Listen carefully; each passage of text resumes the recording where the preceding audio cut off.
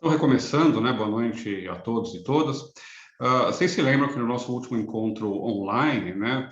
Nós, até porque ingressaram vários alunos novos, né? Nas outras chamadas, que aliás vão ingressar mais, né? Ainda tem a chamada dos portadores de diploma, espero que alguns venham fazer filosofia, né? Mas, enfim, como tivemos novos ingressantes da última chamada regular de SISU, vestibular, essas coisas, né? A gente fez uma espécie de retomada dos principais conceitos, tá? Então, a primeira coisa que eu quero dizer para quem eventualmente estiver chegando agora, né, quem estiver ainda, digamos assim, meio perdido na matéria, tá? É que assistam às aulas anteriores, peguem o material e para todos os outros, né, o que nessa altura do campeonato, essas noções básicas com as quais a gente está trabalhando já devem ser familiares, tá? Vocês têm várias matérias, até entendo que não, talvez não estejam dominando com total facilidade ainda esse vocabulário que a gente está começando a usar, mas pelo menos vocês têm que estar familiarizados com ele, né? E se forem em estado, conseguir, né? Reconhecer, identificar o sentido dessas palavras, né? Então, nós sabemos já que a lógica interessa a filosofia porque a filosofia é argumentativa e que a lógica é basicamente, então, o estudo dos argumentos.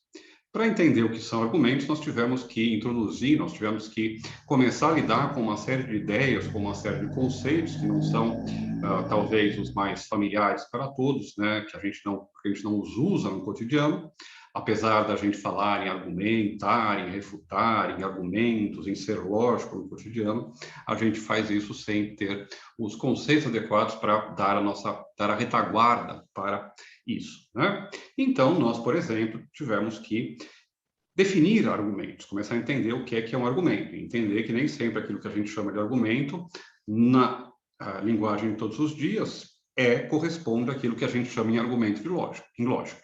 Em lógica, o argumento, outra coisa que vocês devem saber a essa altura, é um conjunto particular de coisas. Ele próprio é uma coisa particular, é uma entidade linguística, né?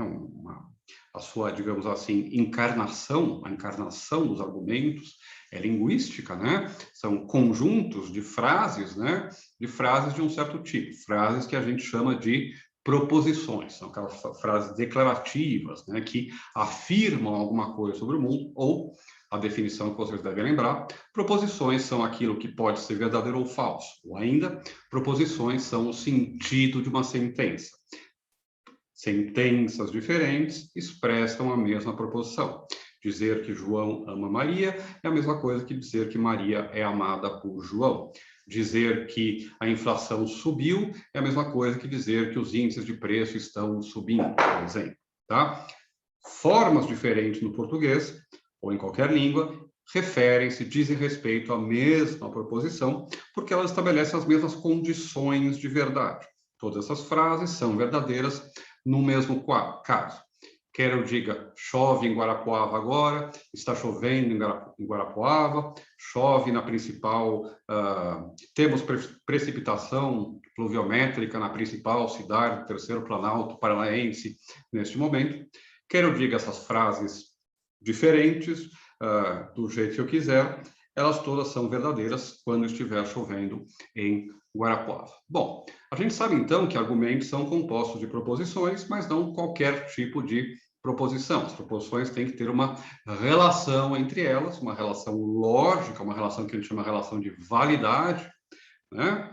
E que então garante que a gente tenha diante de nós argumentos. Se a gente tem frases soltas, né, que levam a uma conclusão, uma suposta conclusão que não tem qualquer relação com aquilo que veio antes, a gente não tem sequer um argumento, mesmo que se pareça com um argumento. Então, essas noções, esses conceitos, argumento, proposição, premissa, conclusão, validade, tem que estar mais ou menos familiares para vocês a essa altura, mesmo que vocês não estejam dominando 100%, tá? E a gente começou, então, no nosso último encontro, também a introduzir algumas distinções, alguns elementos novos. Comecei a falar, por exemplo, de solidez, né? Para diferenciar a validade, que é uma propriedade lógica, da solidez, que é uma propriedade extralógica, ou paralógica, se vocês quiserem. porque ela reúne a propriedade lógica da validade com a propriedade extralógica das premissas serem verdadeiras. O que interessa para a gente é a validade lógica, tá? Uma coisa importante, quando a gente falou das proposições, essas tais proposições, que são o sentido das sentenças, o sentido dessas frases declarativas que podem ser verdadeiras ou falsas, é que elas permitem introduzir uma outra distinção que é fundamental para a gente, aliás, fundamental para vocês conseguirem fazer filosofia, ler textos, que é a distinção entre forma lógica e forma gramatical de um texto ou, mais especificamente, de um argumento. O mesmo argumento pode se apresentar em formas gramaticais diferentes. Às vezes, formas gramaticais, o modo como eu expresso literariamente, gramaticalmente, o meu argumento, pode mascarar, pode estar impedindo que eu perceba qual é a forma lógica desse argumento, tá certo? Um corolário disso, uma consequência disso, o lado bom dessa moeda, é que, muitas vezes, no português, vocês aprenderam também, outra coisa que a gente já aprendeu, existem palavras que ajudam a gente a identificar quando a gente está diante de uma premissa ou diante de uma conclusão, os tais indicadores de premissa e conclusão.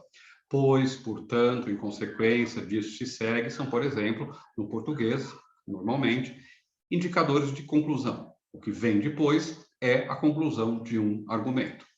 Dado que, posto que, sabendo que, como sabemos, ou se tal coisa, tudo isso são indicadores de premissas. Quando esses termos aparecem, normalmente, o que vem depois funciona como premissa em um argumento. Então, embora a forma lógica e forma gramatical sejam coisas diferentes, né? É claro que a gente vai ter acesso, a gente vai descobrir, a gente vai extrair a forma lógica a partir da forma gramatical. Mas, mesmo assim, a gente tem que distinguir na nossa mente, no nosso estudo, essas duas coisas, tá certo? Bom, a partir disso, eu passei para vocês depois algumas videoaulas em que eu aprofundava algumas coisas que dizem respeito a isso, tá certo? A primeira é que, quando eu falei, seja no nosso encontro, seja depois na videoaula, sobre as tais regras da etiqueta argumentativa, das condições ideais para o debate, se preferirem chamar assim, uma coisa importante que tem a ver com isso é que, muitas vezes, então, a forma gramatical, as condições reais da discussão e assim por diante, uma série de outros elementos que não têm a ver realmente com a lógica, impedem que a gente possa fazer aquilo que interessa para a gente, que é avaliar um argumento. E mais do que isso, ter uma discussão franca e aberta, na qual a gente apresenta racionalmente nossas posições, e cada um tenta avaliar a justeza da posição do outro com a mesma honestidade com que avalia as suas. Isso, é claro, é uma situação ideal, a gente nunca é capaz de ser tão benevolente com os outros quanto somos com nós mesmos, né? Mas é uma situação ideal que a gente almeja e que aquilo que a gente está aprendendo na aula de lógica visa fornecer um instrumental para isso, né? O que a gente está aprendendo fornece os instrumentos para que a gente possa se aproximar desse ideal. Agora, essa distinção, então, entre forma lógica e forma gramatical, a distinção entre condições reais da argumentação, os argumentos reais e concretos e os argumentos ideais que a gente estuda em lógica, né?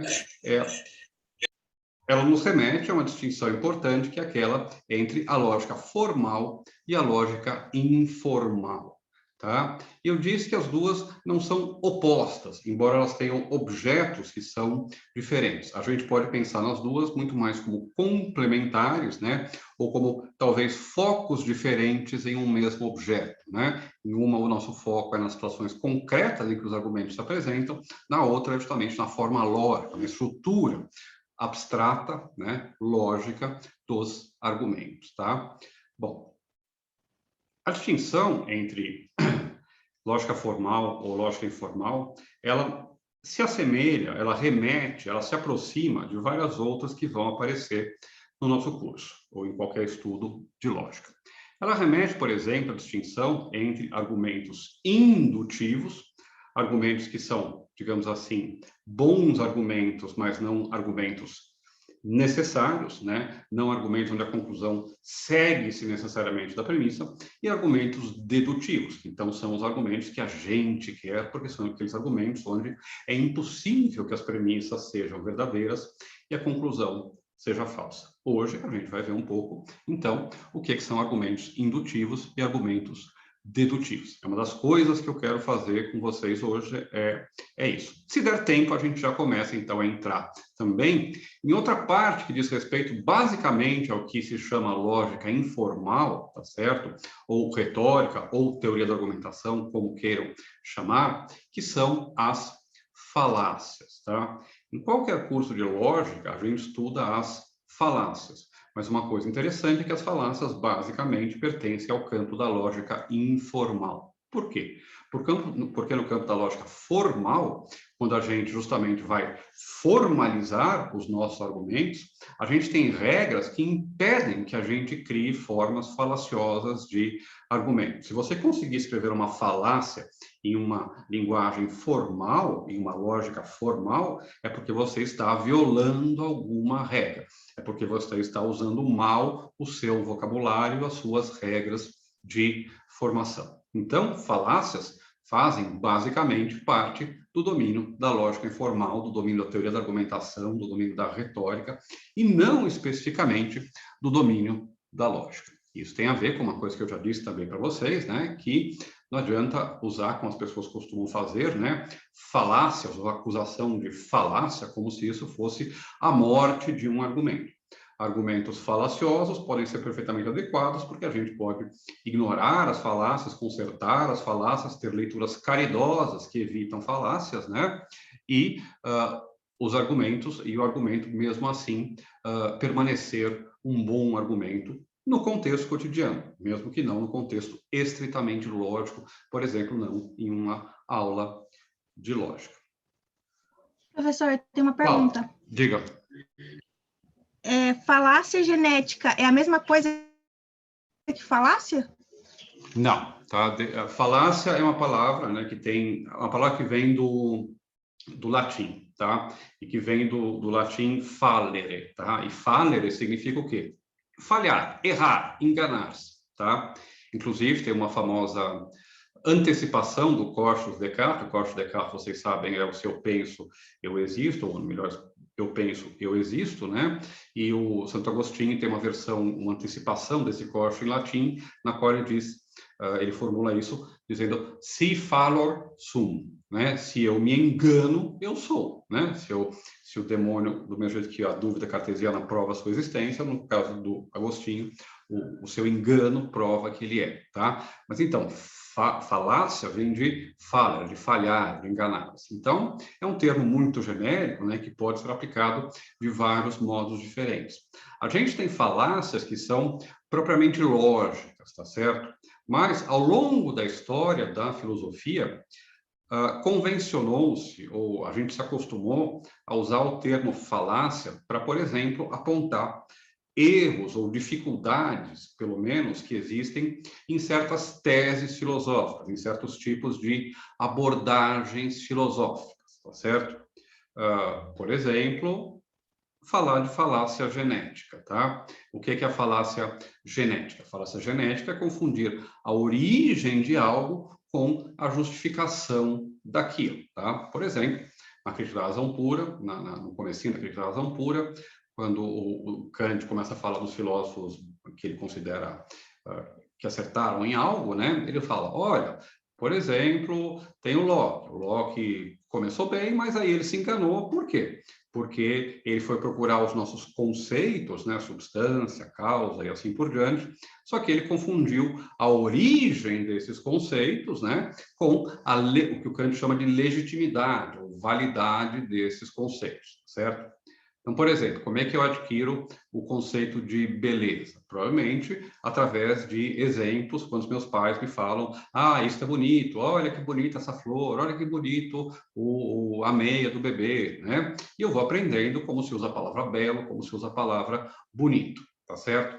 Mas se alguém me pergunta o que é o belo, ou se alguém me pergunta para justificar por que eu considero tal obra bela, se eu recorrer ao modo como eu aprendi esse termo, a usar esse conceito, eu vou estar cometendo um tipo de falácia que é a falácia genética, tá certo? A falácia genética não é uma falácia lógica, porque ela é uma falácia, digamos assim, do argumento. Ela é uma falácia, por assim dizer, do modo como a gente enfrenta um certo problema, tá certo? A gente está, digamos assim, é acusação, né? A gente pode dizer que não tem falácia nenhuma também, né? Mas a acusação é que, digamos assim, você está indo para o caminho errado, tá certo? Então, a falácia genética é um tipo de erro de abordagem, é uma acusação de erro numa abordagem filosófica que não é exatamente uma falácia lógica, tá certo? Falácias lógicas são mais, digamos assim, localizadas, tá? Outro exemplo também que vocês vão encontrar, então já deixa eu falar, que, por exemplo, é a falácia naturalista. Alguém já ouviu falar do que é a falácia naturalista?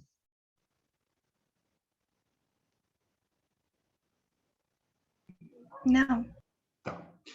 A falácia naturalista, né, é a confusão da descrição com o normativo, tá? Aqui, deixa eu recomeçar e usar coisas que a gente já aprendeu, tá? Para explicar isso. A falácia naturalista é uma falácia que foi identificada pelo filósofo inglês David Hume, tá? O principal nome da filosofia inglesa, pelo menos até o século XIX, começo do século XX, talvez um bom candidato ao maior nome da filosofia em língua inglesa, né? Ele é escocês, tá? Ele não é inglês. O Hume, né? Ele fala, olha, um dos problemas que a gente tem em filosofia é que a gente comete sempre a falácia naturalista. A gente passa de uma descrição dos fatos, de um ser, para uma regra, um deve ser, né? Um dever ser sobre aquele fato, tá certo? A gente observa que as coisas são assim e a gente conclui que as coisas devem ser assim. E o ponto não é simplesmente que as coisas podem ser diferentes, né? O ponto é que são, digamos assim, níveis diferentes, né? Um é o nível descritivo, como as coisas são, e outro é o nível normativo, como as coisas deveriam ser, né? Quando eu tento passar de um para outro, né? E isso vale nos dois sentidos, né? Seja quando eu tento passar da descrição para as normas que regem aquilo que é descrito, quando das normas daquilo que é descrito para a descrição, os casos particulares, eu não tenho nenhum tipo de relação entre os dois. Eu cometo, então, a falácia naturalista, a falácia de tomar a natureza, né, pela cultura, ética, por aquilo que diz para a gente como devemos agir, tá certo? Então, vocês vão encontrar o termo falácia em vários momentos da história da filosofia, tá? Nem sempre é uma falácia em sentido lógico, tá certo? O uso do termo na filosofia é mais amplo do que o uso do termo, o uso especificamente lógico do termo, ok? Tudo bem?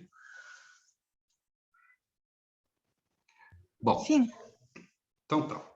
Onde é que eu estava? Bom, então, o que eu quero fazer hoje, né, é começar a usar, adiantar, aliás, só antes de dizer o que eu quero fazer, só mais uma coisa que eu falei para vocês também, que é bom a gente lembrar, tá? Outra coisa que a gente viu foi a distinção entre argumentos simples, aqueles que têm apenas uma conclusão, e argumentos complexos, né? Simples e complexo, vocês se lembram, em filosofia não é uma coisa que tem a ver com difícil ou fácil, mas é uma coisa que tem a ver com ser feito de uma parte só, de um elemento só, simples, ou ser feito de várias partes juntas, unidas, né? Aquilo que é complexo. Um argumento que tem uma única conclusão é simples. Um argumento que tem mais de uma conclusão é complexo. Esse exemplo lembra para a gente uma coisa importante também, que é o fato de que ser premissa e ser conclusão, né, é uma condição relativa, né? Você não pode olhar para uma frase e dizer com toda certeza se ela é premissa ou conclusão, você tem que olhar todo o contexto do argumento, e dentro do argumento ela pode ser, em um caso, em um momento, conclusão, e em outro, premissa. Se eu falo, todos os homens são mortais, Sócrates é homem, logo Sócrates é mortal, Sócrates mortal é a conclusão desse meu silogismo.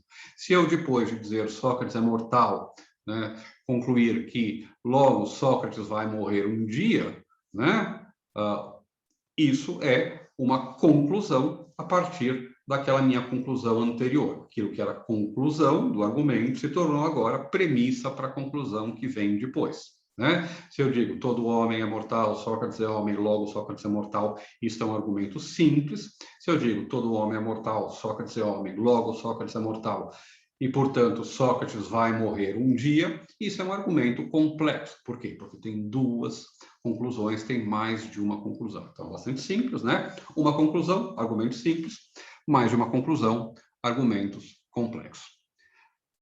Antes da gente entrar nos argumentos indutivos e dedutivos, duas coisas, tá? A primeira tem algumas coisas no livro, tanto do Note, quanto do Salmo, quanto de outros que eu vou recomendar para vocês ainda, por exemplo, do Copy ou da Patrícia Velasco, tá? Que exploram algumas coisas que eu não deixo de fora, tá? Mas vocês podem ir lá. Eu não vou, por exemplo, insistir naquilo que o Note insiste bastante, que são os diagramas de argumento, numerar, fazer flechinha para lá e para cá, porque eu não acho super útil e a gente gasta muito mais tempo fazendo do que ganhando alguma coisa com isso, tá? Enfim, mas vocês podem ler e aprofundar essas coisas. Antes, então, de a gente entrar na distinção entre argumentos indutivos e dedutivos, tem uma coisa do livro do Note que eu quero recuperar, que a gente passou, quer dizer, que eu não toquei ainda com vocês, mas que estava no primeiro capítulo ainda, e é importante só para vocês saberem que existe, tá? Porque por enquanto não é relevante, mas mais para frente vai ser, tá? Que é a distinção entre uso e menção, tá? Se vocês olharem lá no Note, deixa eu projetar aqui, cadê? Opa. Se vocês olharem lá no Note, tá? Deixa eu achar a página aqui, opa, tirar isso aqui. Se vocês olharem lá no Note, na página aqui, 30,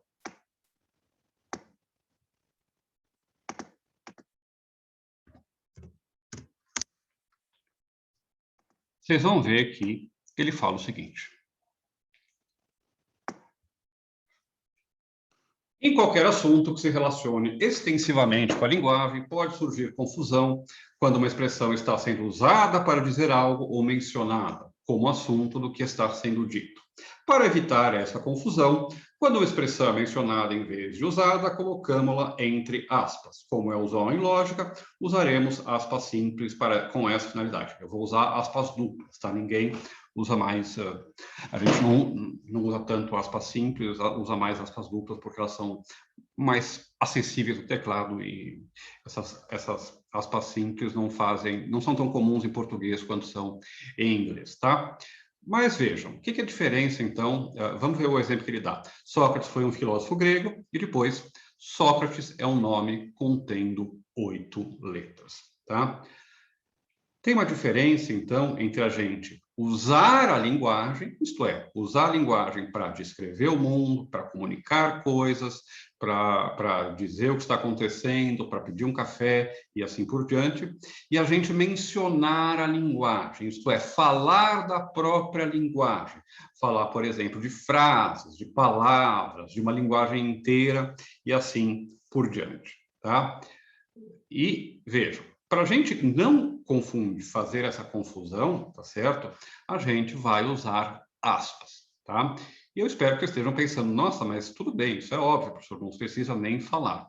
Bom, nem sempre tem gente que não tem essa convenção, que não adota essa convenção normalmente. A gente sabe, vocês aprenderam, por exemplo, na aula de redação, que quando a gente cita alguma coisa, a gente tem que colocar as aspas para dizer que por exemplo, o discurso de outra pessoa, né? Ou quando a gente coloca uma expressão entre aspas, é porque a gente está usando a expressão em um certo sentido, né? A gente está chamando a atenção para aquela expressão. Então, as aspas têm um pouco essa função, mas nem todo mundo, né, está acostumado a usar elas assim. A gente vai usar elas assim. Quem estabeleceu essa convenção como sempre, o maior lógico da história depois do Aristóteles, que vocês sabem, o nosso amigo Gottlob Frege, né? O Frege fez essa distinção, e essa distinção, que pode parecer banal, ela evita tantos e tantos e tantos problemas, tá? Que o absurdo ou o impressionante é que ninguém tenha se dado conta dela antes, né? Se vocês pegarem, por exemplo, muita discussão medieval, de filosofia da linguagem medieval, de lógica medieval, vocês vão ver que tem um monte de problemas que os lógicos medievais discutiam que podiam ser evitados se a gente tivesse uma distinção tão simples quanto aquela entre uso e menção. Eles colocavam um problema do seguinte tipo, por exemplo, né? O camponês vai matar o porco para comer. Logo, o camponês porco é uma palavra. Logo, o camponês vai se alimentar de palavras, né? Como é que eu resolvo isso, né? Bom, se a gente tem uma coisa tão simples quanto a distinção entre uso e menção, a gente resolve isso. E por que essa distinção é importante? Bom, imagine que eu diga, o gato... Cadê o... Vocês estão me vendo ainda? Deixa eu stop share. Né? Imaginem que eu diga, o gato está na impressora, né? A Mica aqui participando da nossa aula. Bom, eu estou usando a palavra gato. Estou me referindo a esse bicho que tem aqui as suas orelhas, né? Patinhas e assim por diante. Né? Se eu disser gato, entre aspas, abre aspas, gato, fecha aspas, é uma palavra de 4 letras, eu estou me referindo à palavra. Eu não estou usando a palavra gato, mas eu estou, então, mencionando a palavra gato. E por que é que isso é importante? Bom, porque se a gente confundir os dois, dá tudo errado, tá? Gatos são fofinhos, comem ração, rasgam as poltronas, né? E fogem à noite, tá? A palavra gato não come ração, ela não é fofinha, ela não foge à noite, tá certo? São coisas diferentes, tá? Bom, então, agora, junto com a distinção entre uso e menção, tá?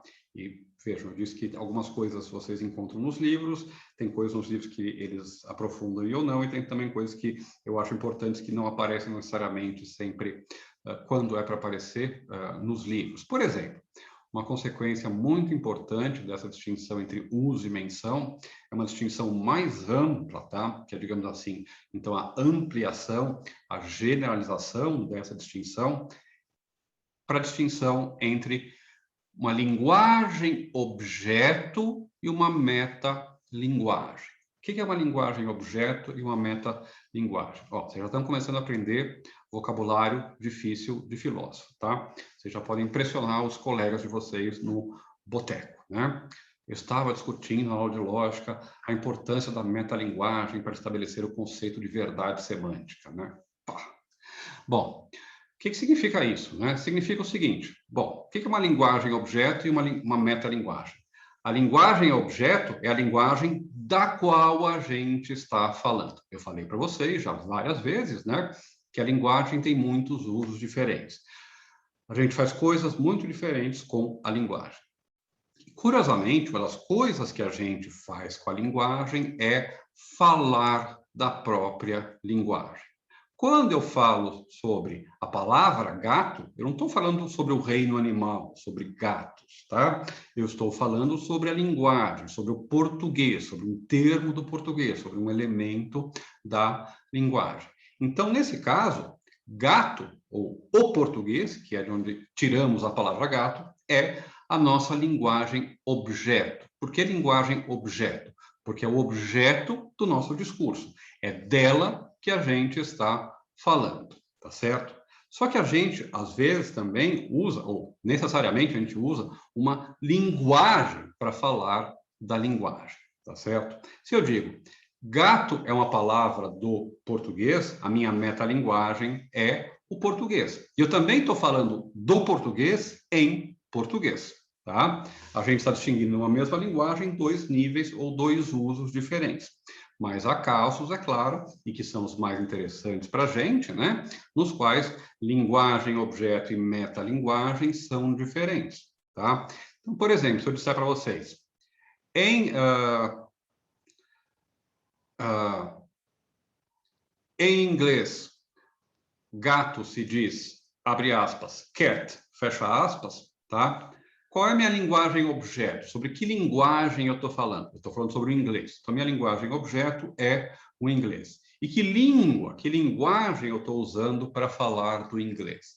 Eu estou usando o português, tá certo? Então, o português é a linguagem com a qual a gente fala da linguagem, tá? Quando a gente repete uma coisa, quando a gente aplica uma coisa a si mesmo, tá certo? O prefixo que a gente usa em filosofia é meta, tá? É uma coisa que é autorreferente, tá? Não confunda com meta como, por exemplo, em metafísica, tá? Mas contemporaneamente, muitas vezes a gente usa o prefixo meta para significar essa autorreferência, esse falar de alguma coisa. Então, quando uma linguagem fala da linguagem, ela é uma metalinguagem, uma linguagem sobre a linguagem. A gente fala, por exemplo, às vezes de meta-epistemologia, epistemologia é teoria do conhecimento. A meta-epistemologia é a pergunta sobre como a gente conhece a teoria do conhecimento, tá certo? E por que essa distinção é importante? Porque mais para frente, quando a gente começar a fazer lógica de verdade, aprender uma linguagem lógica, né, a gente vai ter claramente uma metalinguagem, que é o português, que é aquilo que a gente vai usar para falar da lógica, e uma linguagem objeto, né? O objeto do nosso estudo, o objeto do nosso discurso, que é, por exemplo, a silogística aristotélica, o cálculo proposicional, o cálculo de predicados e assim por diante, tá? E vejam, a distinção entre linguagem objeto e metalinguagem, ela evita um monte de confusões lógicas e linguísticas. E ela permite, inclusive, a gente resolver alguns dos problemas mais espinhosos da história da filosofia. Por exemplo, pelas coisas que a gente viu no nosso último encontro quando falei sobre validade, depois sobre verdade, né? É que não existe uma definição, digamos assim, comumente aceita de verdade. Mas eu minto, porque, por exemplo, em lógica, em filosofia da linguagem, a gente tem uma definição operacional, pelo menos, de verdade, que é muito interessante, que é a definição de verdade semântica do Tarski, Alfred Tarski, um filósofo e lógico polonês, tá? Que escreveu esse texto, então, em 31, né? Contemporâneas do Gödel, né? Grandes modificações da lógica estão acontecendo no final da década de 20, começo da década de 30, né? E ele, então, consegue definir o conceito de verdade, porque ele justamente separa a linguagem com a qual a gente fala da verdade e a verdade como o objeto do nosso discurso, né? Bom, sei que isso pode parecer um pouco complicado nesse momento, tá? Mas eu quero que vocês simplesmente guardem na cabeça nesse momento essa distinção, primeiro entre uso e menção, e depois, mais importante, entre linguagem objeto e metalinguagem, né? A linguagem sobre a qual a gente está falando e a linguagem que a gente usa para falar desta linguagem. Podem ser a mesma, podem não ser a mesma, tá? Só um outro exemplo. Outro problema filosófico que a gente basicamente consegue resolver fazendo uso da distinção entre uso e menção e fazendo uso da distinção entre linguagem e metalinguagem é o famoso paradoxo do mentiroso, o paradoxo de Epimênides, né? Epimênides é um cretense e ele diz que todos os cretenses são mentirosos. Ele está dizendo a verdade ou ele está mentindo? A outra forma de formular o paradoxo do mentiroso é simplesmente escrever isto aqui. Esta proposição é isso aqui. Esta proposição, vocês estão vendo aqui, acho que está aparecendo. Esta proposição é falsa, tá? Bom, isso aqui é verdadeiro ou falso? Bom, se é verdadeiro, ela é falsa. E, bom, se ela é falsa, ela é verdadeira. Como é que a gente resolve isso, tá? Se vocês conseguirem me dar uma solução para o paradoxo do mentiroso, tá? Não precisam nem mais vir na minha aula, tá? Eu passo vocês de ano, dou um 10 e vocês podem tomar cerveja na sexta-feira à noite. Bom, a gente resolve coisas cabeludas desse tipo, né? Com essa distinção entre linguagem objeto e metalinguagem, ok? Tudo bem, gente? Não se assustem, tá? Ok? Então tá. O que a gente está fazendo, então, vamos em frente, é aprender a trabalhar com argumentos. A gente já está mais ou menos sabendo reconhecer argumentos, a gente está começando a aprender a dar o nosso segundo passo, que é não só reconhecer argumentos, saber quando a gente está diante de um argumento ou não, mas também a avaliar argumentos, saber quando argumentos são bons ou válidos, né? E quando eles são ruins ou inválidos, certo? Agora, como tudo em filosofia, muitas vezes avaliar, né, analisar, interpretar, passa também por classificar, tá certo? Se vocês forem ler o Aristóteles, se vocês forem ler os filósofos medievais, Tomás de Aquino, Occam, se vocês forem ler o Kant, né, às vezes fica quase exasperante, né, porque eles ficam classificando tudo, né, dividindo todas as coisas, né? Bom, mas isso é importante por quê? Porque essas classificações, elas não são meramente classificações, né? Não é só você pegar um grupo de coisas e colocar aqui e pegar outro grupo de coisas e colocar aqui, né? Classificações têm uma função pedagógica, classificações têm uma função conceitual. Elas nos ajudam a esclarecermos o nosso pensamento e ajudam, portanto, também a esclarecer ou a responder problemas filosóficos, dificuldades filosóficas. E a gente já começou, então, a fazer alguns tipos de classificações dos nossos argumentos. A gente classificou nossos argumentos em simples e complexos, por exemplo. A próxima classificação que a gente pode fazer e que é muito útil é a classificação dos argumentos, então, em indutivos e dedutivos. E vejam, se vocês olharem o livro do Note, tá, vocês vão ver que o tratamento dos argumentos dedutivos e indutivos aparece de fato, né, quando a gente entra já na avaliação de um argumento. Tá? Essa é uma regra importante em filosofia. Muitas vezes, classificar é também avaliar. Tá? Classificar não é só fazer distinções inúteis. Classificar ajuda a gente a avançar. Tá? E vocês vão ver que é importante a gente ter essa classificação e distinção, porque são tipos totalmente diferentes de argumentos. Tanto que grande parte da filosofia se interessa muito mais por um tipo, os dedutivos, do que pelo outro tipo, os indutivos. E se a gente pegar a história da filosofia e voltar para trás, né, isso se torna ainda mais verdadeiro, né? Assim, argumento era, até muito pouco tempo atrás, sinônimo de argumento dedutivo. Tal argumentação, prova, demonstração, era sinônimo de argumentação, prova, demonstração dedutiva. Tá? Bom, então, agora, vamos começar a ver, né, em que consiste essa distinção entre argumentos dedutivos e argumentos indutivos, tá? A primeira coisa para a qual eu vou chamar a atenção de vocês, e a essa altura eu acho que vocês já devem ter uma certa ideia do que é o fato de que indução e dedução são palavras que a gente usa na nossa linguagem cotidiana, mas que têm um sentido diferente na filosofia, ou que pelo menos tem um sentido preciso dentro da filosofia, que é diferente do sentido que a gente usa fora do discurso mais rigoroso da academia, tá certo? Mais do que isso, outra coisa que eu quero que vocês lembrem é que indução e dedução, mas principalmente indução, é um termo, um conceito que tem, perdão, que tem uma importância e que leva a discussões filosóficas fundamentais fora da lógica. Tá? O que eu quero dizer com isso?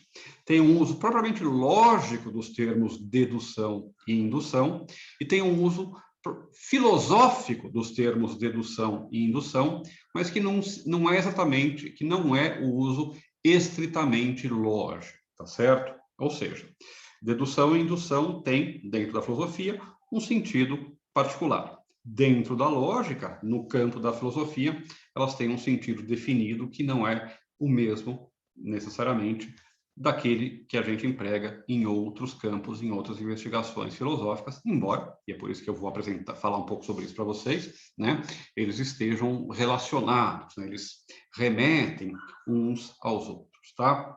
Então, por exemplo, quando a gente usa o verbo induzir, tá, ou a palavra indução, em português, isso tem um certo significado, né? A gente fala, por exemplo, de induzir ou de indução, quando a gente está tentando fazer com que alguém faça algo, quando alguém é levado a fazer algo, né? Ah, ele foi induzido a cair no golpe da loteria, né? Pelo estelionatário lá, né? Ah, ele foi induzido pelos filhos a votar em tal candidato, né? Induzir é conduzir, levar, inclinar alguém, né? E dedução, a gente usa dedução quando alguém conclui alguma coisa, né? De algo. Uma excelente dedução, Watson, né? Já dizia, perdão, Sherlock Holmes, né? Já dizia o Watson no Sherlock Holmes, tá? Uma das coisas interessantes, tá? Aquelas curiosidades inúteis que vocês aprendem em filosofia, né? Sherlock Holmes jamais fez uma dedução, tá? O que ele fazia, então deve ter feito alguma, tá? Não tenho todo o corpus da obra do Arthur Conan Doyle na cabeça, tá? Mas 99,9% das conclusões que o nosso amigo detetive britânico, fumador de cachimbo, tirava, eram conclusões indutivas, tá? E a maior delas também, do ponto de vista lógico, absolutamente estapafúrdias, tá certo? Um lógico lendo Sherlock Holmes tem síncopes, tá? Mas é divertido e a gente deixa isso de lado, né? Bom, tá?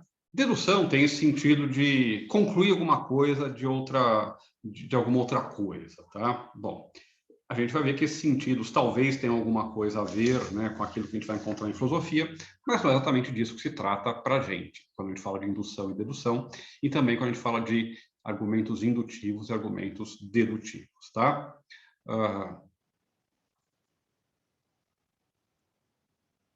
Na história da filosofia, tá? Se a gente recuar, por exemplo, no Aristóteles, por exemplo, nos medievais, tá?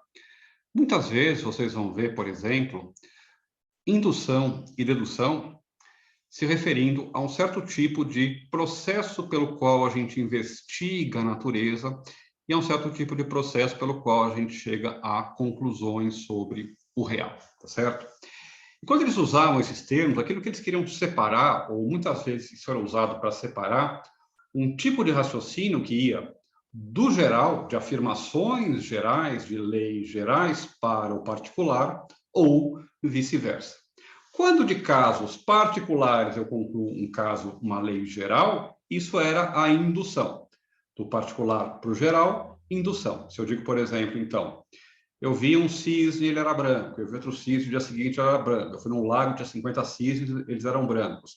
Eu liguei para meu amigo no Chile, ele falou, eu perguntei que cor eram os cisnes lá, ele falou que eram brancos, né? São todos casos particulares. E aí eu concluo, todos os cisnes são brancos. Isso é um processo indutivo. É um processo do qual, de casos particulares, eu estabeleci uma lei geral. Todos os cisnes são brancos. Se eu faço o caminho contrário de uma lei geral, por exemplo, todos os cisnes são brancos ou todos os homens são mortais, eu concluo uma afirmação particular, este animal é um cisne, logo ele é branco, ou Sócrates é mortal. Quando eu faço esse caminho do particular, da lei geral para a afirmação, perdão, da lei geral, da lei universal para a afirmação particular, para o caso particular, eu tenho uma dedução, tá certo? Então, muitas vezes vou encontrar dedução e indução como sinônimos de um processo pelo qual a gente vai de casos particulares para um caso geral, para uma lei geral, indução, e o contrário, quando a gente vai de uma lei geral para um caso particular, que é uma dedução, tá certo? Esse sentido tem um pouco a ver com o sentido lógico, mas ainda não é o sentido lógico, tá certo? Agora, um outro sentido, e esse sentido deu muito pano para manga, e ele é discutido até hoje, tá? É um sentido ou um uso que a gente encontra da indução na ciência, ou na filosofia da ciência. E, mais uma vez, quem chamou a atenção para esse ponto, para esse problema com a indução, foi o nosso amigo que eu citei alguns momentos atrás, o nosso amigo David Hume, tá? E o Hume, 1711, 1770, tá? O Hume dizia, né, ele apontava que há um problema na indução, há uma dificuldade na indução, e que, de fato, a gente não tem conclusões a partir da indução. O que eu quero dizer com isso? O que o Hume apontava era o seguinte: vamos imaginar que a indução seja esse processo pelo qual a gente passa de casos particulares, ou que o raciocínio indutivo seja esse processo pelo qual a gente passa de casos particulares para uma lei geral, tá certo? Esse processo é justificado e o Hume vai dizer que não. Por quê? Porque por mais que eu tenha casos particulares a respeito, por exemplo, de cisnes ou de homens, isso não me permite concluir que, no futuro, homens ou cisnes vão obedecer esse caso geral. De casos particulares, e vejam então, falei da falação naturalista antes, tá? Da descrição de como é o mundo, não dá para concluir como deve ser o mundo ou como vai ser o mundo. Por quê? Porque mesmo que eu tenha observado 1 milhão de cisnes e todos eles sejam brancos, eu não observei, eu ainda não sei nada sobre o próximo cisne que eu vou observar. Todos os casos que eu constatei estão no passado. E aquilo sobre o que eu vou concluir está no futuro, está no ignorado e diz respeito a casos que eu não conheço. Existe alguma contradição lógica entre afirmar que todos os cisnes vistos até agora são brancos, mas este cisne aqui é de outra cor? Não, não existe nenhuma. Tanto que a proposição universal, todos os cisnes são brancos, se tornou falsa quando os sujeitos foram lá para o Japão, acho que é no Japão que tem cisnes que não são brancos, encontraram cisnes que são, então, negros, cisnes negros lá do Japão. Bom, por mais que o sujeito tivesse visto 500 bilhões de cisnes, se ele estava vendo cisnes na América do Norte, na Europa e sei lá mais aonde, e não tivesse ido nunca para o Japão, ter visto um cisne, 10 cisnes, 50 mil cisnes, tem exatamente a mesma força para garantir a verdade da minha afirmação sobre o futuro, que é nenhuma.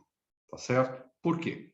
Porque não há nenhuma contradição lógica, isto é, nunca vai ser contraditório logicamente, nunca um vai negar o outro, que todos os casos observados sejam de um tipo e o caso seguinte seja de um tipo diferente, né? O fogo queima. Todo mundo queima a mão, ou madeira, ou carvão, quando coloca a mão, a madeira, o carvão, qualquer coisa que seja no fogo. Isso é assim desde os homens pré-históricos, desde o Big Bang até 3 de setembro de 2021, tá?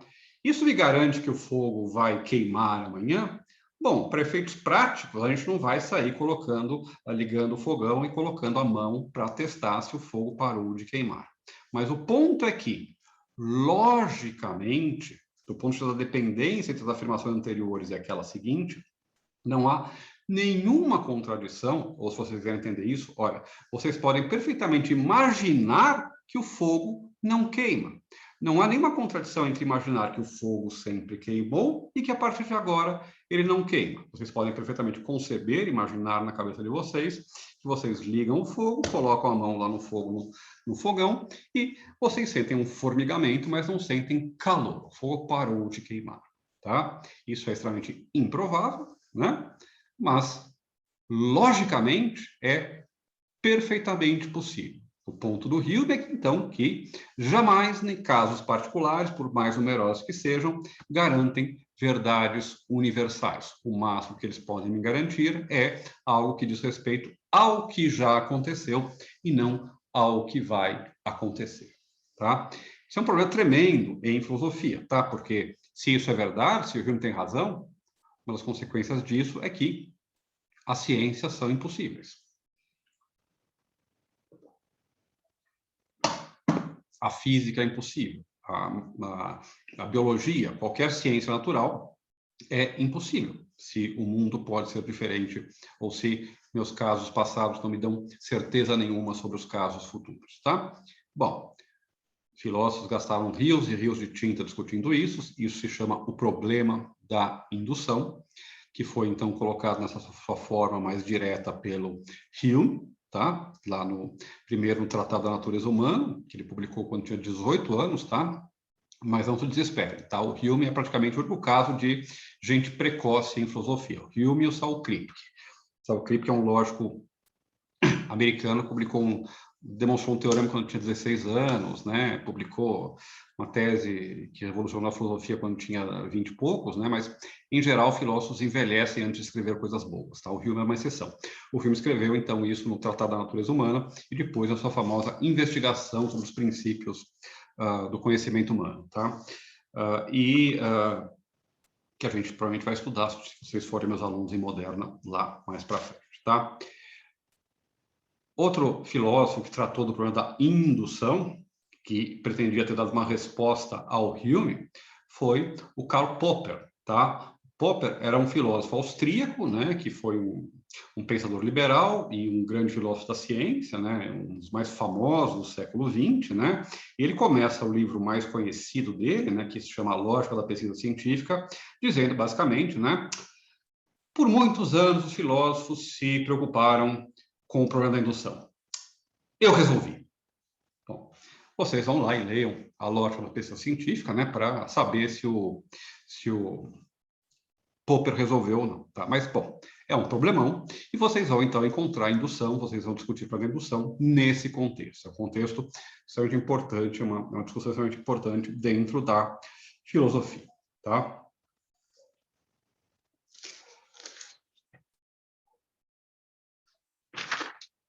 Então, qual é o sentido lógico da diferença entre indução e dedução? Ou como é que a gente aplica esses conceitos aos argumentos? E começa a falar, então, de argumentos dedutivos e indutivos, tá? Mais uma vez, há muitas definições diferentes e classificações diferentes, tá? E agora eu estou falando do uso de indutivo e dedutivo em lógica, tá? Agora a gente está entrando no domínio propriamente lógico do que significa indutivo e dedutivo, tá?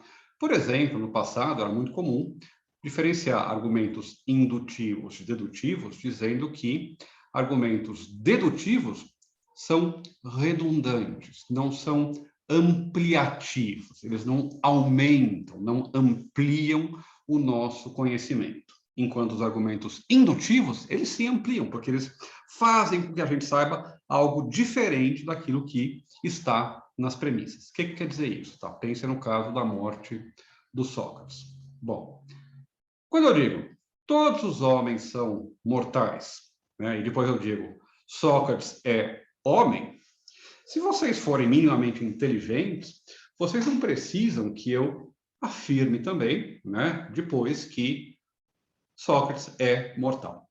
De certa forma, a informação de que Sócrates é mortal, ela já está dada, ela já está contida, né, nas minhas premissas.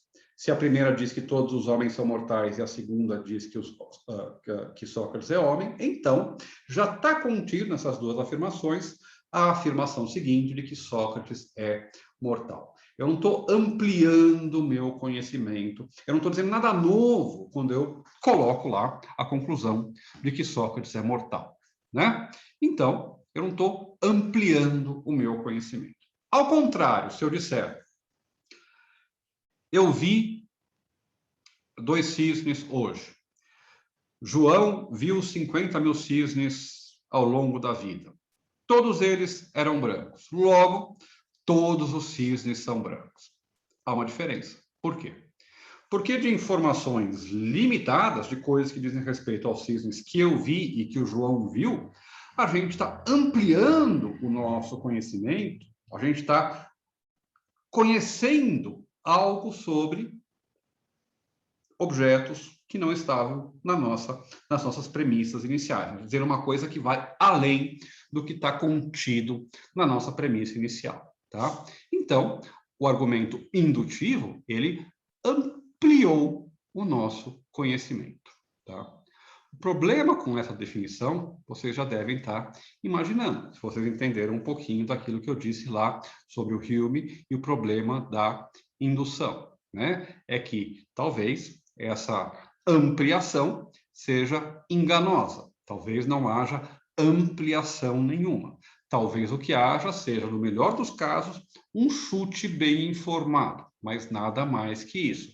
E confundir isso com conhecimento é um erro, né? No segundo ano, quando vocês tiverem epistemologia, estou dando epistemologia esse ano, lá no segundo ano, vocês vão aprender que conhecimento é crença verdadeira justificada, né? Talvez crença é diferente de conhecimento. Crença é menos que conhecimento, né? Conhecimento é a crença mais alguma coisa. Talvez aquilo que a gente conclua nos argumentos indutivos sejam meras crenças e não, portanto, conhecimentos, tá? Então, tem alguns problemas com essa definição de argumento indutivo e argumento dedutivo, tá? A primeira é que fica meio difícil perceber como aplicar isso em casos concretos. E a segunda, né, é que a gente não tem, de fato, um critério adequado para dizer o que significa ampliar o meu conhecimento, né? O que significa ser informativo, né? Parece que há, por exemplo, identidades, né, que estabelecem simplesmente uma identidade entre termos, né, que são informativas, né? Se vocês sabem que Pelé é o maior jogador de futebol de todos os tempos, né? Mas não sabem que Pelé é Edson Arantes do Nascimento, e eu disser Edson Arantes do Nascimento é o Pelé, embora seja uma identidade, né? Isto é informativo, né? Então parece que há deduções que são plenamente, perfeitamente, ou que pode haver, pelo menos, deduções que são perfeitamente informativas, argumentos dedutivos que são informativos, né? E parece que essa extensão do conhecimento dos argumentos indutivos é só uma ilusão e não, de fato, uma extensão do nosso conhecimento, tá? Outro modo de definir, e eu vou aqui usar um livro que eu vou passar para vocês, eu não deixei lá, mas eu vou colocar, tá? Que é o livro do Kopp. Opa, cadê? Aqui.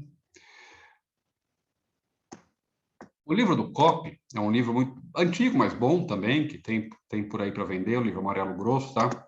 E veja só, na página 35 do livro dele, que se chama Introdução à Lógica, né? Eu dizia que os lógicos não eram muito criativos, porque eles chamavam todos os livros de lógica, né? Tem alguns que chamam de Introdução à Lógica, né? Tipo o Kopp e o Mortari, mesmo título, né? Tem vários livros que se chamam Introdução à Lógica, né? Um pouquinho mais criativo, tá? Bom, e veja o que ele vai dizer, tá? Sobre dedução e indução. Vocês estão vendo aí, deixa eu aumentar um pouquinho. Os argumentos estão tradicionalmente divididos em dois tipos, dedutivos e indutivos. Se bem que todo argumento implique a pretensão de que suas premissas forneçam a prova da verdade da sua conclusão, somente um argumento dedutivo envolve a pretensão de que suas premissas forneçam uma prova conclusiva. No caso de argumento dedutivo, os termos técnico, válido e inválido são usados no lugar de correto e incorreto, tá? Bom, ele vai dizer então que argumentos dedutivos são conclusivos, tá? E argumentos indutivos, então, são não conclusivos. O que significa esse não conclusivos aqui? Eu imagino que é alguma coisa como existe a possibilidade da gente estar errado, né? Não foi fechada a possibilidade de estar errado, né? Existe uma abertura, uma possibilidade de que, mesmo que as premissas sejam verdadeiras, a conclusão seja falsa, tá? É uma forma de definir ou de apresentar argumentos dedutivos e indutivos, mas eu acho que é uma forma também que não é satisfatória, porque conclusivo ou não conclusivo é um termo não suficientemente claro, né, ainda. Como é que a gente vai, então, definir os nossos argumentos dedutivos e indutivos? Já vamos chegar lá e agora vamos voltar, então, para o Note. O Note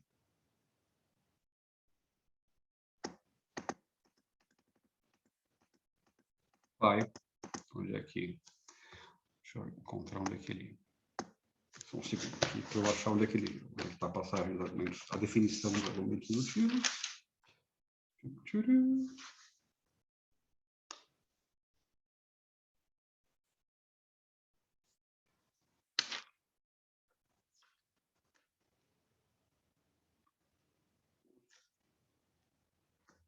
45 aparece a definição. Vamos lá.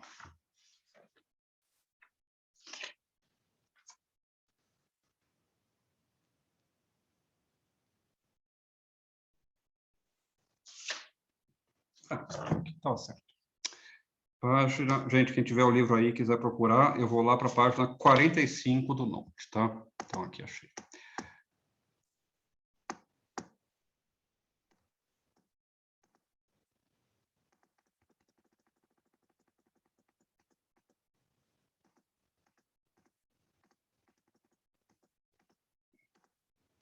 Aqui. Vamos lá. Então, vejam como é que o Note vai definir argumentos indutivos e argumentos dedutivos, tá? Os argumentos podem ser classificados em duas categorias. Podem ser classificados em vários, tá? Na verdade, mas uma delas é aquela entre indutivos e dedutivos, tá? Dependendo das suas conclusões, seguirem ou não de suas premissas básicas, tá? Então, o ponto importante aqui é que indutivo e dedutivo tem a ver com o tipo de relação, né, entre as premissas e a conclusão, tá certo? E vejam, vocês se lembram, tá? A gente fez um exercíciozinho para reconhecer argumentos, tá? O que a gente tem que fazer para reconhecer um argumento? Tem que seguir sempre as mesmas regras. A gente se pergunta primeiro se o argumento se aquela expressão, aquele texto que a gente quer avaliar, é composto de proposições. Se é composto de proposições, até aqui tudo bem, primeiro passo ok, né? Provavelmente pode ser um argumento, ele passou o teste até agora para ser um argumento. O segundo passo é ver não apenas se o meu argumento é composto, minha expressão é composta de proposições, né? Mas ver, eu estou fazendo gesto aqui, vocês não estão me vendo, né? Deixa eu... onde é que eu estava, então?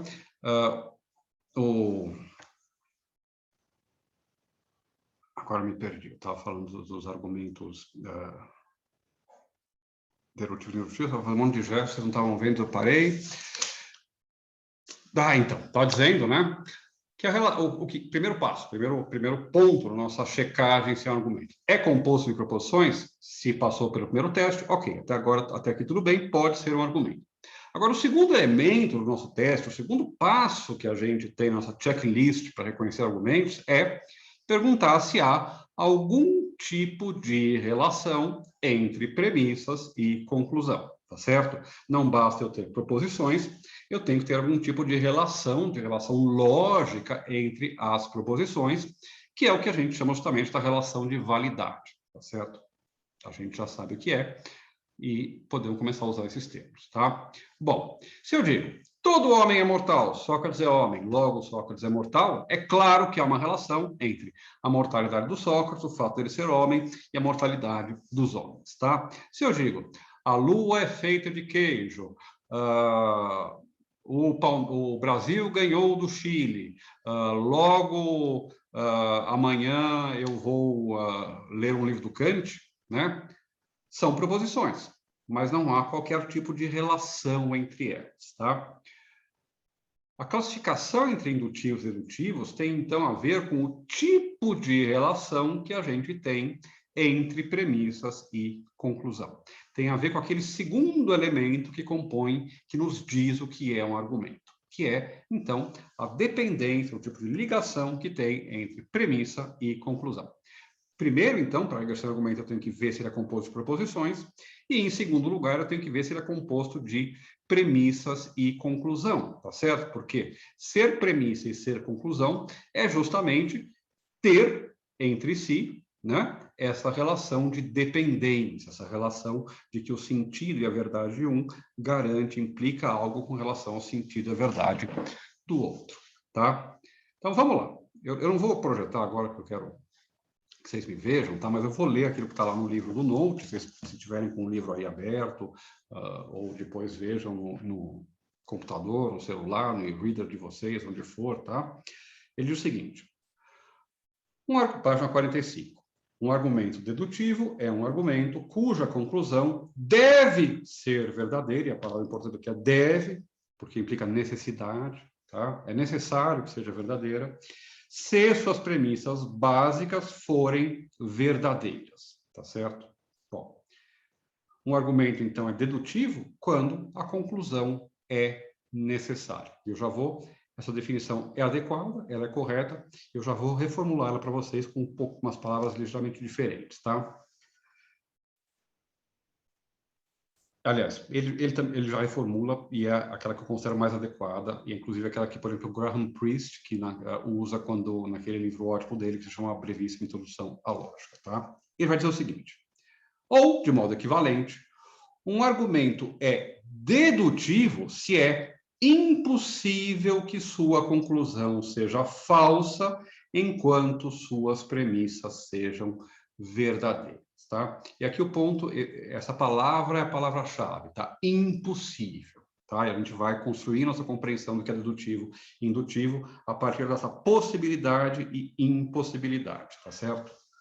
E vem, então, a definição de um argumento indutivo. Mais uma vez, vou ler aqui para vocês.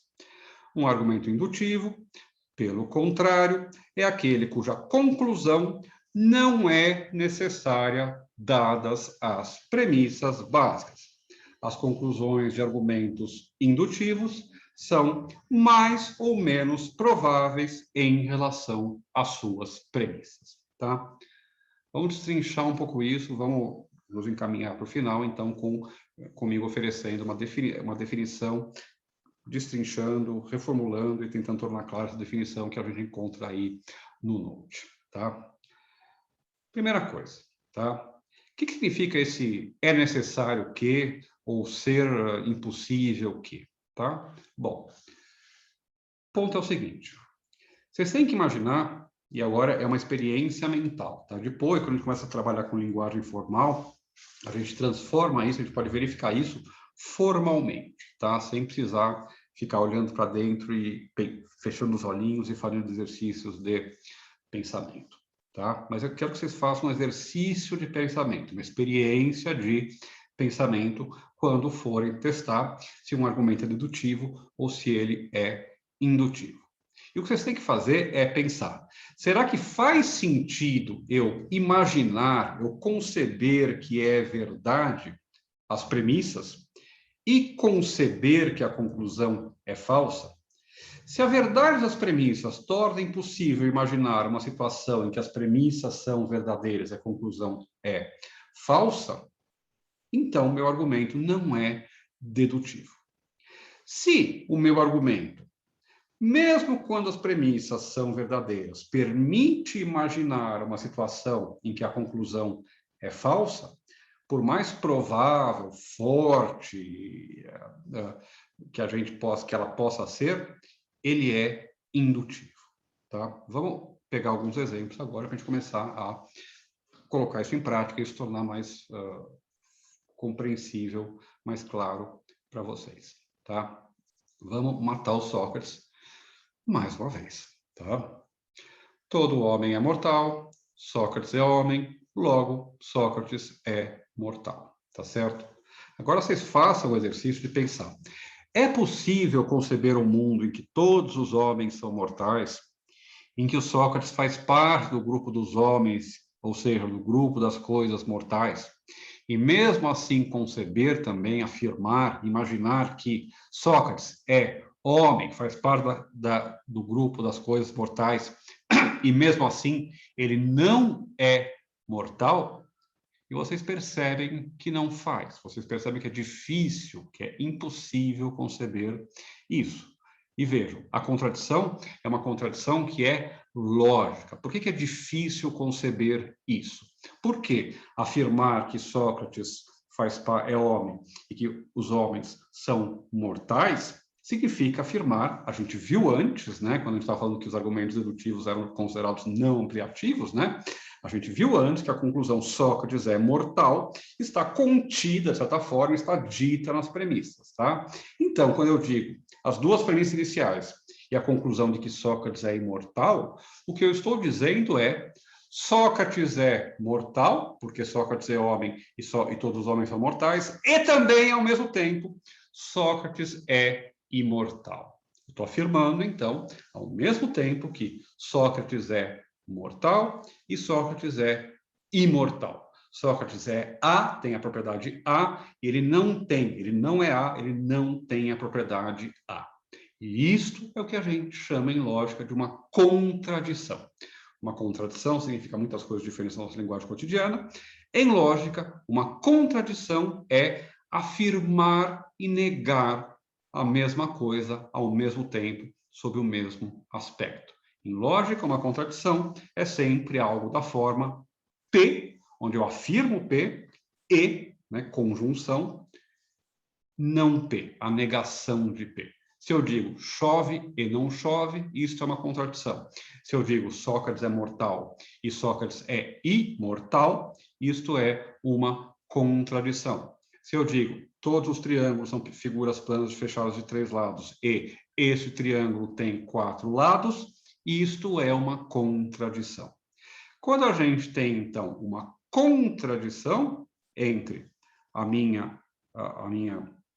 minhas premissas iniciais e a minha conclusão final, eu sei que o meu argumento é dedutivo. Isso implica, então, que sempre que as premissas são verdadeiras, a conclusão é necessariamente verdadeira. Ou, para usar aquela palavrinha que aparece aí, é impossível que a conclusão seja falsa. Não há situação possível em que isto seja falso, tá? E vejam, não é assim nos argumentos indutivos. Os argumentos indutivos, eles funcionam de um jeito em que é perfeitamente possível que as premissas sejam verdadeiras, é também perfeitamente possível que as premissas tenham uma relação adequada, importante com a conclusão, e mesmo assim eu posso conceber que a conclusão é falsa, tá? Vamos ver alguns exemplos para entender isso. Imagine que eu diga agora, não, Sócrates é mortal, todos os homens são mortais, Sócrates é homem, logo Sócrates é mortal. Mas que eu diga, a maior parte dos gregos era o quê? Músico, tá? Vamos falar que todo mundo na Grécia adorava música, então eu digo que a maioria dos gregos sabia música. Vamos imaginar que 90% de todos os gregos sabiam música, né?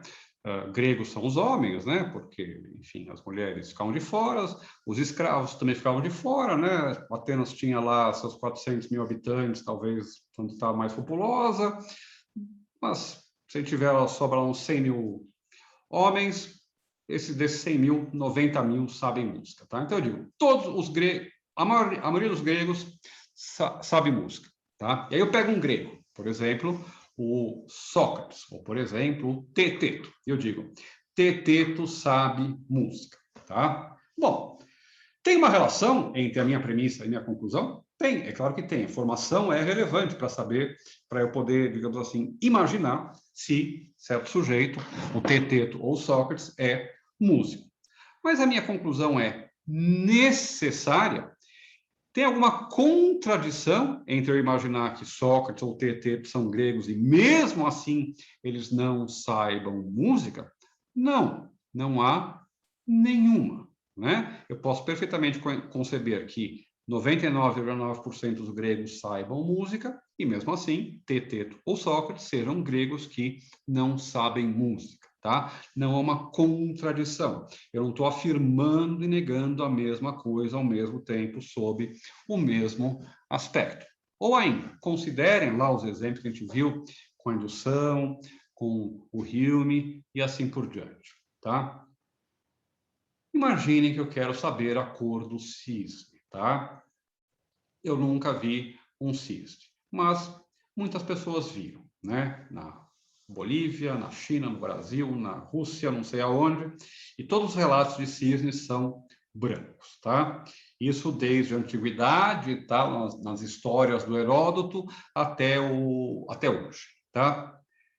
Isso me permite ter um bom grau de certeza de que quando eu encontrar um cisne, ele vai ser branco? Sim, é claro que me permite. Mas é logicamente contraditório, isto é contraditório com a afirmação de que todos os cisnes são vistos até agora são brancos, que existam cisnes negros? Não. As duas afirmações não são logicamente contraditórias. Se eu disser todos os cisnes são brancos e disser este cisne é negro, há uma contradição. Mas a premissa todos os cisnes são brancos é uma premissa que ela própria impõe condições que são necessárias. A premissa com a qual a gente está trabalhando é todos os cisnes observados até agora são brancos. Tem alguma contradição entre isso e imaginar que o cisne que eu vou observar amanhã será negro como a mica? Não, não tem, né? Bom, outro caso, é o exemplo que o Hume me dá. Eu, todos os dias, desde que começou a minha existência, eu vi o sol nascer, né? Kant, Hume, Leonardo da Vinci, Madre Teresa de Calcutá e quem vocês quiserem, né? Gilgamesh e assim por diante, viram o sol nascer e viram o sol se pôr à noite. Tá? Toda a nossa experiência garante que todos os dias de manhã o sol nasce. Mas a pergunta é, disto, da minha experiência de que todos os dias o sol nasce, eu posso concluir que amanhã o sol vai nascer necessariamente?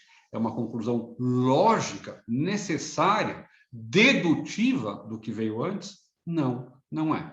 Não há nenhuma contradição lógica entre dizer o sol nasceu todos os dias até hoje, amanhã o sol não nascerá. É claro que é apocalíptico, tá? Ou estranho, mas não é logicamente contraditório.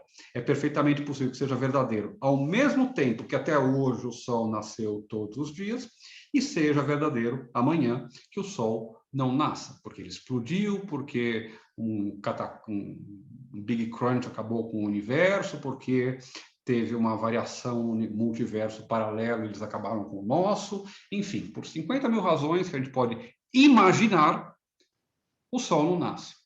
E veja, a gente pode então imaginar, lembre-se da experiência de pensamento, imaginar situações em que as premissas são verdadeiras, o sol sempre nasceu até hoje, e mesmo assim a conclusão não é verdadeira. O sol nascerá amanhã. Bom, se o sol explodir, né, porque foi sulcado por um buraco negro, por uma arma nuclear, né, ou explodido por uma arma nuclear, o sol não nascerá, tá certo?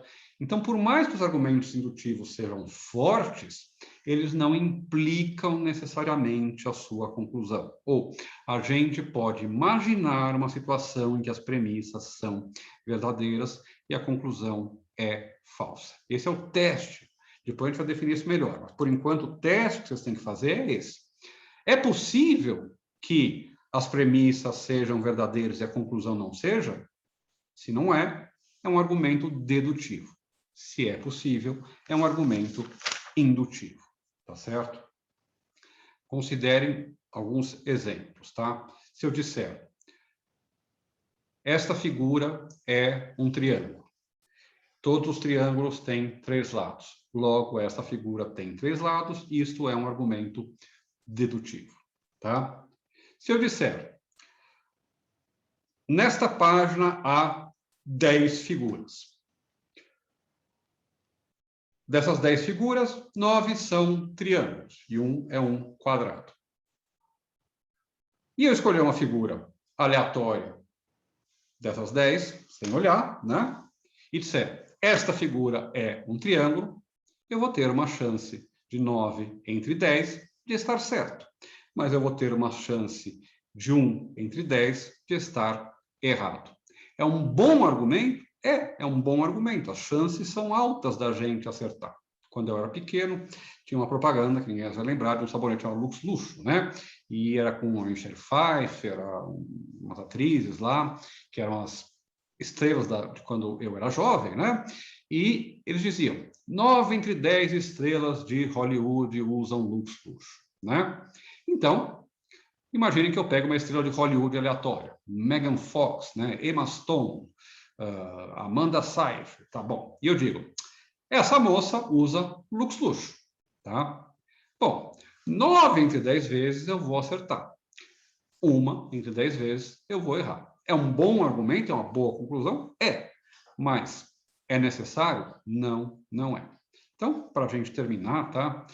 O que a gente aprendeu disso? O que é importante a gente perceber disso? Bom, primeiro entender, depois eu vou dar, a gente vai ver exemplos, vou gravar os exemplos, tá? E isso fica um pouco mais claro, tá? Mas tem vários exemplos aí no livro, vejam, tem as respostas, tá? Mas, enfim, a primeira coisa é, então, reconhecer argumentos indutivos e dedutivos, né? E a segunda coisa importante é, então, perceber que a gente vai usar conceitos diferentes para avaliar argumentos dedutivos e argumentos indutivos.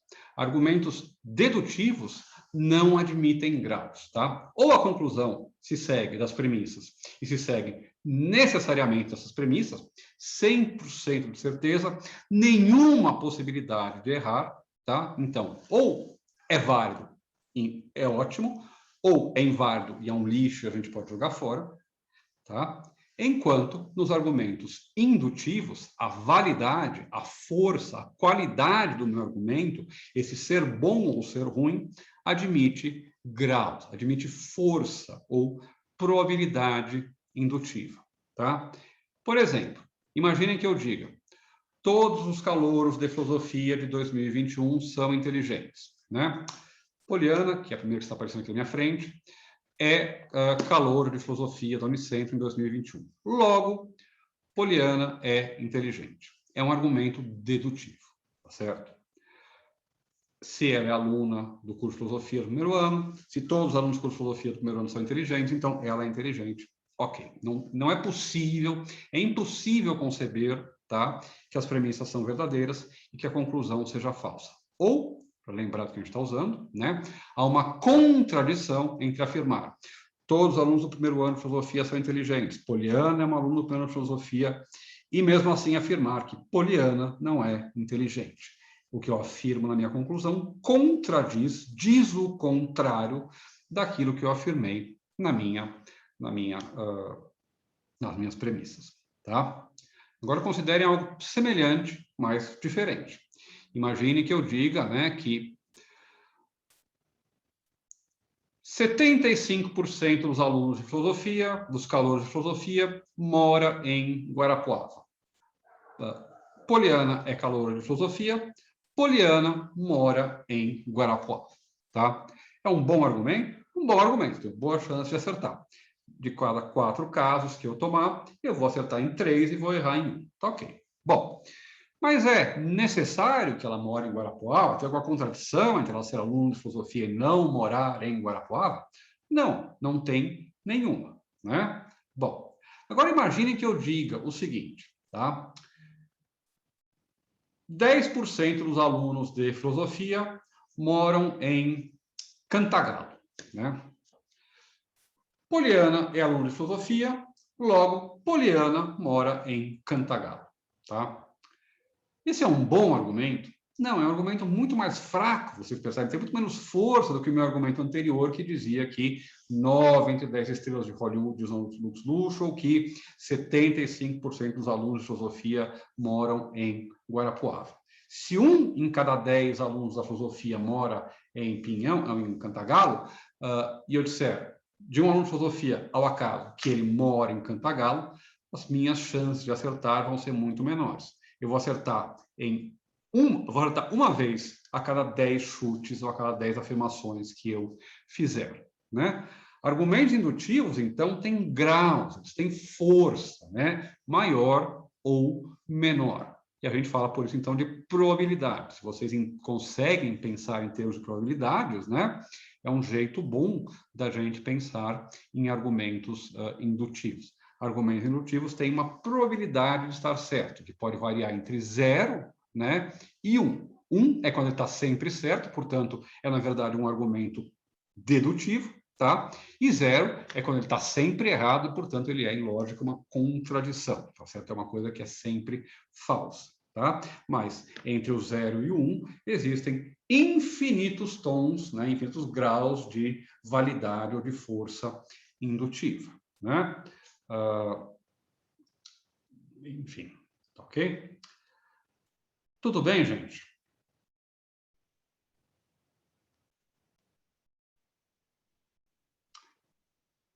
Então, para concluir, só quero dizer o seguinte, tá? As falácias, então, elas têm a ver basicamente com os argumentos indutivos, tá? Seja porque às vezes as minhas premissas não permitem passar a conclusão que eu desejo, tá? Seja porque às vezes as premissas não têm qualquer tipo de relação com a conclusão que eu desejo, tá? O que eu quero dizer com isso, tá?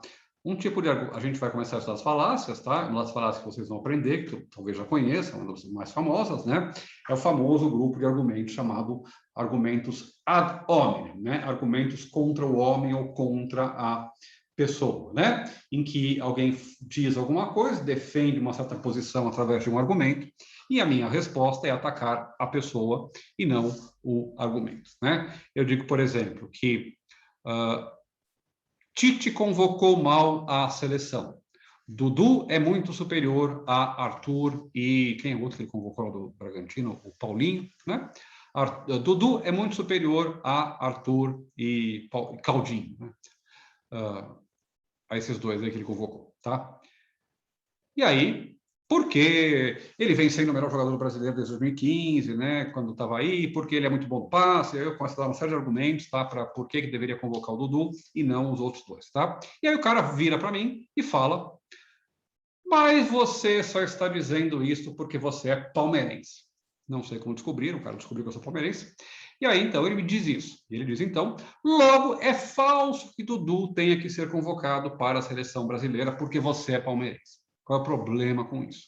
O problema com isso é que a verdade da minha afirmação de que o Dudu tem que ser convocado para a seleção brasileira é independente, não tem qualquer relação lógica com o fato de que eu seja palmeirense. É claro que talvez o fato de eu ser palmeirense me leve a querer defender esta tese, mas as minhas considerações sobre a qualidade ou não do Dudu, que, portanto, é o que justifica ele ser convocado para a seleção, são logicamente independentes do fato de eu ser palmeirense ou não.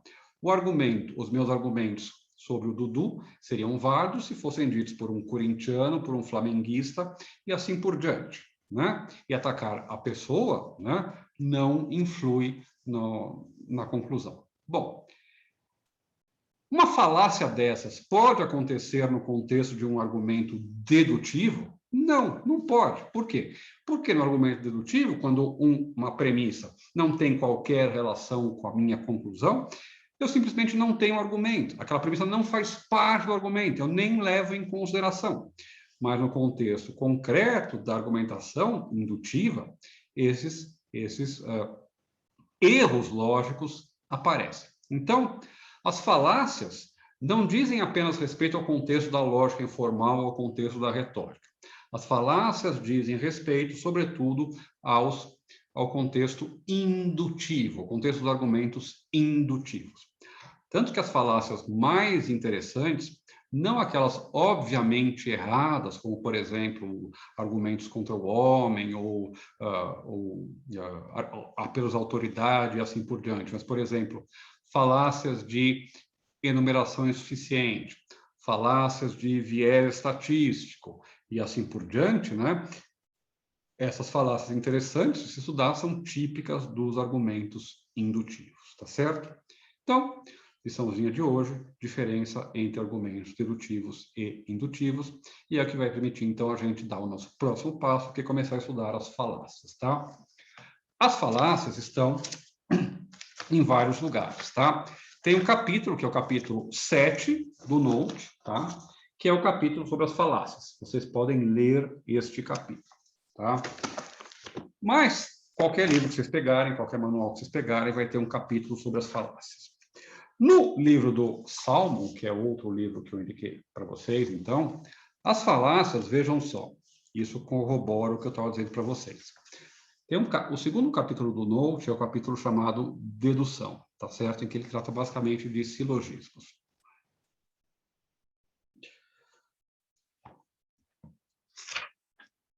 O terceiro capítulo do Note, do Salmo, se chama Indução, tá? E vejam, é justamente no capítulo chamado sobre indução que o Note vai tratar das falácias, tá certo? Então, se quiserem ler alguma coisa interessante sobre indução, leiam também esse capítulo 2 do livro do Salmo, porque o Salmo trata um pouco daqueles problemas ligados ao programa mais geral da indução, que eu apresentei para vocês, e também define o que são argumentos indutivos. E é no contexto dos argumentos indutivos que ele vai falar das falácias, tá? Falácias de desvio estatístico, tal, e assim por diante. As falácias aparecem no contexto dos argumentos indutivos, tá? Porque o argumento de autoridade vai aparecer aqui e assim por diante, tá? Então, essas duas coisas estão ligadas. Falácias têm a ver, elas aparecem basicamente em argumentos que são do tipo indutivo, tá certo? Embora haja falácias que a gente chama de formais, vocês vão ver porque elas não são de fato falácias, tá?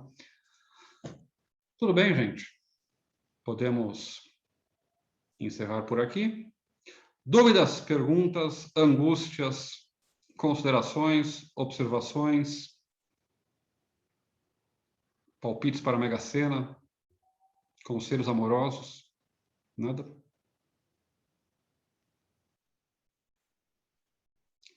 Então tá bom, gente. Vamos ficar por aqui. Deixa eu parar a gravação. Me despeço de vocês, então. Semana que vem fazemos videoaulas, tá? Para na outra semana, depois da semana que vem, a gente faz um novo encontro ao vivo, tá? Provavelmente teremos, então, novos alunos também. E já preparem suas perguntas, tá? Quando vocês vêm sem perguntas, eu considero que vocês estão entendendo o que eu estou falando, tá bom? É isso, minha gente. Tchau, tchau. Sejam felizes, se cuidem, aproveitem o feriado, usem máscara, limpem as mãos com álcool gel, não aglomerem, tá? Apesar da prefeitura ter liberado as aglomerações, tá? Se cuidem. Até mais.